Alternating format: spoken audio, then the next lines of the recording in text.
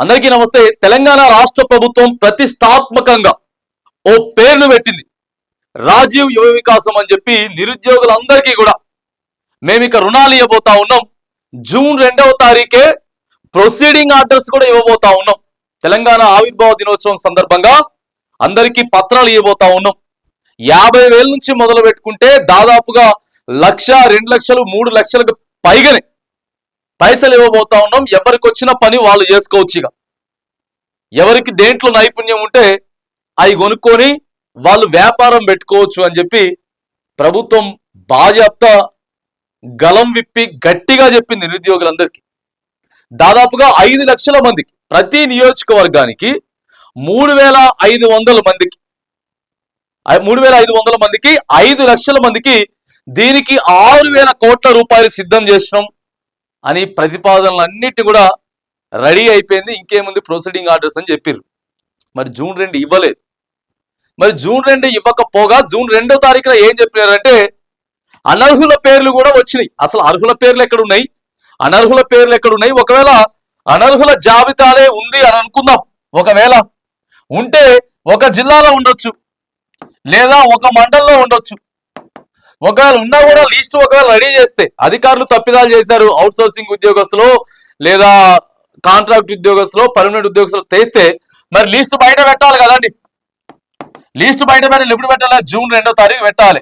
ఒకవేళ అనర్హుల్ని వాళ్ళని వీరిని గుర్తించేటటువంటి టైం పడితే మహా అయితే ఒక 15 రోజులు. 15 రోజులు పెడితే 15 ప్లస్ 2 కలిపితే 17వ తారీఖు. ఇలా జూన్ 18వ తారీఖు నడుస్తా ఉంది. రైటే కాదా? ఖచ్చితంగా క్వశ్చన్ చేస్తాం, బాజాప్తో క్వశ్చన్ చేస్తాం. మంచి చేస్తే మంచి అని చెప్తాం. ఇప్పుడు రైతు భరోసా ఇస్తా ఉన్నారు, రైట్. ఇప్పుడు బాజాప్తా కాంగ్రెస్ ప్రభుత్వం రైతు భరోసా ఇస్తా ఉంది.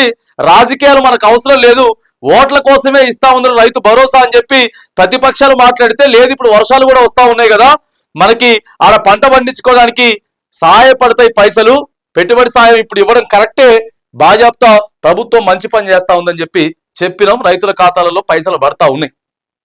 మరి యువ వికాసం కోసం ఎంతో మంది దరఖాస్తులు చేసుకున్నారు. దాదాపుగా 15 లక్షల మంది నిరుద్యోగులు దరఖాస్తులు చేసుకున్నారు. ఇంకేముంది, మాకు వచ్చేసింది, అయిపోయింది, అది ఇది అనుకున్నారు. ఫస్ట్ సివిల్ స్కోర్ అన్నారు, తర్వాత సివిల్ స్కోర్ అవసరం లేదన్నారు, ఆ తర్వాత అంతా అయిపోతుంది అన్నారు. కానీ మరి జూన్ 2వ తారీఖు నుంచి వెళ్ళి ఈ రోజు వరకు కూడా మరి ఇంటర్నల్ గా కానీ అటు న్యూస్ ఛానళ్లలో కావచ్చు, లేదా దినపత్రికలలో కావచ్చు, లేకపోతే ప్రభుత్వ వర్గాల దగ్గర నుంచి మరి ఎక్కడా కూడా రాజీవ్ యువ వికాసం ఏమైపోయిందని చెప్పి మరి అర్థం కావట్లేదు.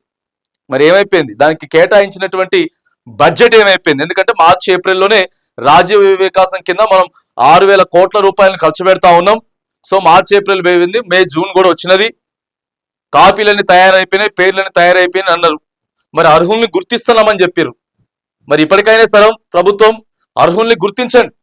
దాదాపుగా నియోజకవర్గానికి 3,500 మంది అంటే ప్రతి మండలానికి 500 మంది. ఏదో ఒకటి పెట్టుకుంటారు, చిన్న కాంక్రీట్ మిల్లరా, జిరాక్స్ షాపా, లేకపోతే ఇంటర్నెట్ షాపా, లేకపోతే చిన్న పెయింటింగ్ షాపా, చిన్న కిరాణా దుకాణమా, చిన్న ఫోటో స్టూడియోనా, వాళ్ళకి దేంట్లో నైపుణ్యం ఉంటే దాంట్లో తీసుకొని మరి ముందుకు పోయేదానికి అవకాశం ఉంటుంది. కాబట్టి మరి రాజీవ్ యువ వికాసం ఏమైపోయింది అని చెప్పి సోషల్ మీడియా వేదికగా నిరుద్యోగులంతా కూడా అడుగుతా ఉన్నారు. ఎందుకంటే దానికి ఒక డేట్ ప్రకటించారు, ఆ డేట్ పొడిగించారు. సో దరఖాస్తులు పెట్టుకున్నారు, దానికోసం ఇన్కమ్ సర్టిఫికెట్లు తెచ్చుకున్నారు. ఎంఆర్ఓ ఆఫీసులలో రోజులు తరబడి, మీ సేవ దగ్గర రోజులు వెయిట్ చేసి సర్టిఫికెట్లు తీసుకున్నారు. అంతా కూడా ఆన్లైన్ ప్రక్రియ అయిపోయింది. ఆడ అధికారులంతా కూడా, అక్కడ ఉన్నటువంటి అధికారులు కూడా ఇళ్లలోకి పోయి కొంతమందిని మరి మీరు లోన్కి పెట్టుకున్నారు, దేనికోసం పెట్టుకున్నారు, మీకు దేంట్లో నైపుణ్యత ఉంది అని ఇట్లా ఆశ కల్పించేటటువంటి ప్రయత్నం కూడా జరిగింది ప్రభుత్వం నుంచి. కాబట్టి మరి దీన్ని డిలే చేయకుండా రాజీవ్ వికాసం ఏవైతే ఉందో మరి దాని పని అయిపోయిందా లేకపోతే అటే పోయిందా అనేటటువంటి అస్త్రం అటు ప్రతిపక్షాలకు రాకుండా, ఎందుకంటే మనం రాజీవ్ వికాసం అనేది ఇస్తామని చెప్పి ఆల్రెడీ ఎన్నికలప్పుడు కూడా హామీ ఇచ్చిర్రు, ప్రభుత్వం హామీ ఇచ్చింది. కాబట్టి సో ఆ దిశగా అడుగులు వేయాలని చెప్పేసి నిరుద్యోగులందరినీ కూడా ఆదుకోవాలని చెప్పేసి మనం నిరుద్యోగుల పక్షాన డిమాండ్ చేస్తా ఉన్నాం.